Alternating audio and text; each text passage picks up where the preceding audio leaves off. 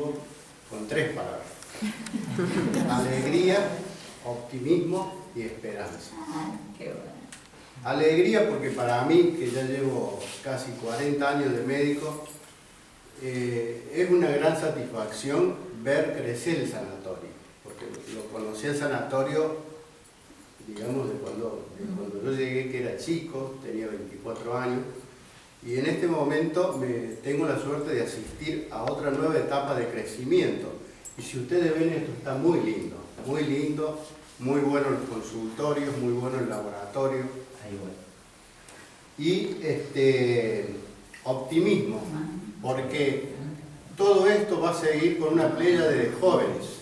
O sea, el más antiguo estaría el doctor Poisson, lo vengo yo, pero todos los que vienen atrás son jóvenes médicos que van a trabajar, que tienen un futuro, que van a crecer, que van a mejorar y que van a hacer que todo esto siga adelante. Optimismo también porque esto optimiza algunos servicios. Ejemplo, el laboratorio que va a funcionar acá está interconectado con aparatos que tenemos en la terapia para el paciente crítico, que son capaces de medir con una gota de sangre los gases en sangre del paciente, o sea, el oxígeno, el anhídrido carbónico, el pH, y hemos anexado un aparato nuevo que mide las enzimas cardíacas, ahí al lado del paciente, en el momento que entra. Esto permite detectar las enzimas del infarto de miocardio, y otro que es el dímero D, que detecta los problemas tromboembólicos. Es decir, que nosotros, interconectando el laboratorio con lo de la terapia, tenemos una asistencia inmediata del paciente crítico. Y la esperanza, ¿por qué? Porque esto fue hecho con visión de futuro.